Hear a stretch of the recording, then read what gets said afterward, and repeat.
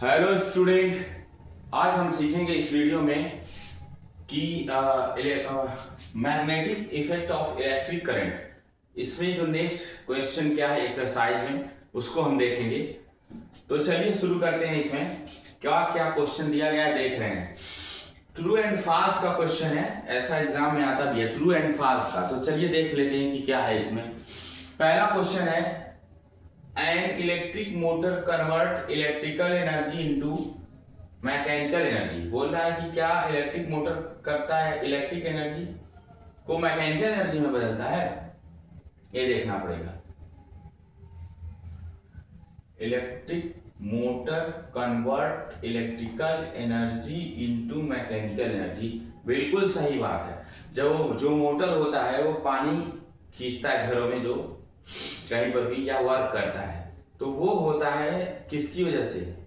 Current की वजह से। उसमें करंट जब तक चलेगा तब तक वो मोटर चलेगा। तो वो उसका फंक्शन जो होगा वो मैकेनिकल एनर्जी हो गई जो फंक्शन कर रहा है। तो वो किसमें बदलता है? इलेक्ट्रिकल एनर्जी तो भी मैकेनिकल में बदल रही है। तो इलेक्ट्रिकल एनर्जी जो आई थी करंट, उसी की वजह से तो वो वर्क कर रहा है, तो उस वर्क को कहेंगे मैकेनिकल एनर्जी। यानी कि करंट से मोटर चल रहा है तो करंट बदल रही है मैकेनिकल में, यानी इलेक्ट्रिकल बदल रही है मैकेनिकल एनर्जी में। तो ये ट्रू हो गया, ठीक है, ट्रू सत्य है, ठीक है, सही है।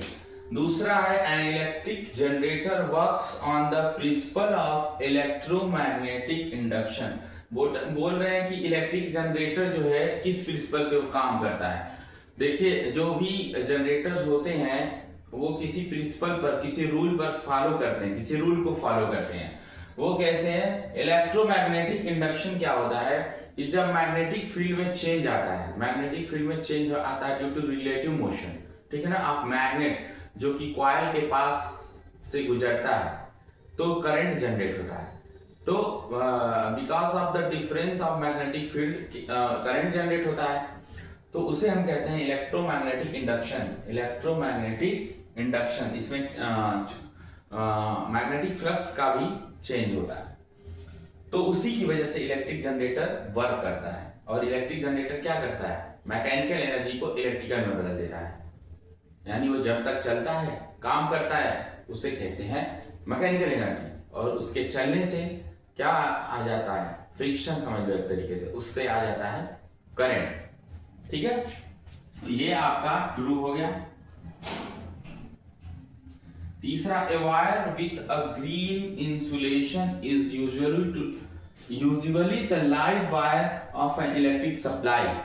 बोल रहा है कि जैसे इलेक्ट्रिक सप्लाई होती है उसमें कलर वायर आते हैं। जैसे ये मैंने बना दूं आपको, देखिए ये मैंने वायर बना दिया है। वायर के अंदर थोड़ा मोटा बनाता हूं नहीं तो दिख नहीं पाएगा। वायर के अंदर छिलोगे तो इस तरीके से कुछ ना कुछ निकलता है। फिर इसको आप आगे ऐसे ऐसे कर सकते हैं, लपेट सकते हैं। इसको मैं और अच्छा बना दे रहा हूं स्टूडेंट। वायर को अगर आप छीलते हैं, ये वायर है, अगर वायर को आप काट के ऐसे छीलते हैं तो उसके अंदर से पतले पतले बारीक, मान लो एक कापर है, पतले पतले कापर वायर रहेंगे, फिर उसको दूसरे में ऐसे ज्वाइन कर दिया जाता है, ठीक है। तो ये जो ऊपर लगी रहती है रबर या प्लास्टिक लगा रहता है, जो प्लास्टिक रहता है उसका कलर भी होता है। वो कलर ग्रीन भी हो सकता है, वो रेड भी हो सकता है। तो ग्रीन जो कलर होता है स्टूडेंट, जो अगर ये ग्रीन कलर है इसका, तो यहां पर मैं बता दे रहा हूं, अगर वो ग्रीन कलर है, अगर वो ग्रीन कलर है तो क्या होगा?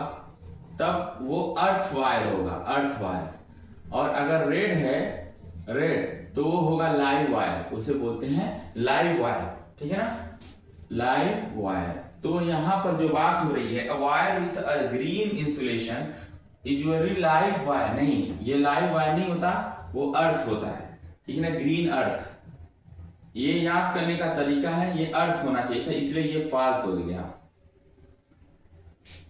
जहां भी ग्रीन वायर आए तो मान लेना कि हमारी अर्थ हरी भरी है, तो वो अर्थ वायर हो जाएगा, ठीक है, कंप्लीट हो गया। यहां पर नेक्स्ट क्वेश्चन अभी हम करा दे रहे हैं, इसको मिटा दे रहा हूं मैं, आप लोग इसको नोट कर लीजिएगा बैक करके।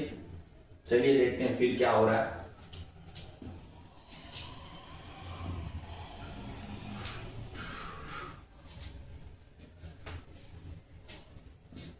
ठीक है।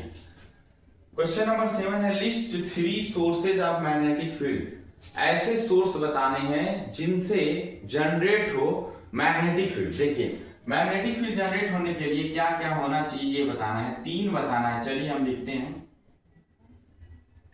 Magnetic field. सबसे पहले तो हम लेते हैं एक मैग्नेट। मैग्नेट के चारों तरफ मैग्नेटिक फील्ड होती है।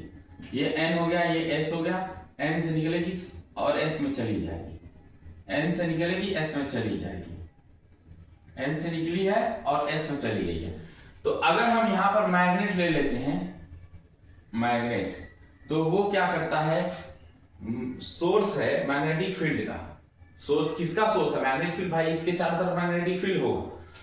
दूसरा हम लेते हैं इलेक्ट्रोमैग्नेट। इलेक्ट्रोमैग्नेट, इलेक्ट्रोमैग्नेट वो मैग्नेट होता है, देखिए स्टूडेंट, इलेक्ट्रोमैग्नेट का मतलब होता है कि अगर कोई वायर है, ठीक है ना, वायर है और वायर में क्या हो रहा है, या मान लो यहां पर आयरन ले लो, आयरन ले लो, इंसुलेटर होना चाहिए, ठीक है ना, सॉरी कंडक्टर, क्या होना चाहिए, कंडक्टर।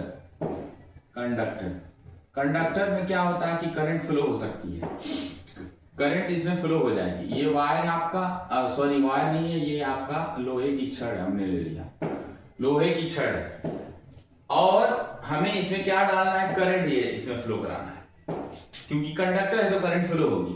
तो जब इसमें आप करंट फ्लो कराएंगे, किसी सोर्स से करंट फ्लो करा देंगे आप, तो क्या होगा, इसमें जब करंट फ्लो कराएंगे तो इसके चारों तरफ एक फील्ड जनरेट होगा जिसे बोलेंगे मैग्नेटिक फील्ड। वो जब तक करंट रहेगी इस वायर में तब तक उसके चारों तरफ क्या होगा, करंट, मैग्नेटिक फील्ड महसूस होगा, ठीक है ना। एक्सपीरियंस करेंगे आप कि यहाँ पर चारों तरफ क्या है, मैग्नेटिक फील्ड है।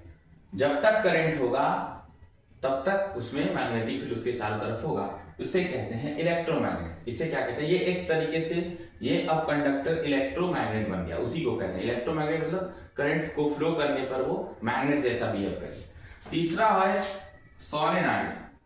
सोलेनॉइड, करंट कैरिंग सोलेनॉइड का मतलब ये होता है कि इस तरीके से इंसुलेटर,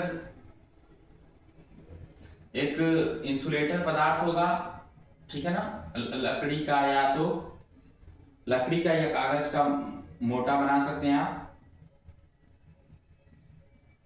तो अब ये माइनस, ये प्लस है। अब इसमें आप जब करंट फ्लो कराएंगे, इस पर इंसुलेटेड पदार्थ पर ये कॉपर वायर डाला गया है, कॉपर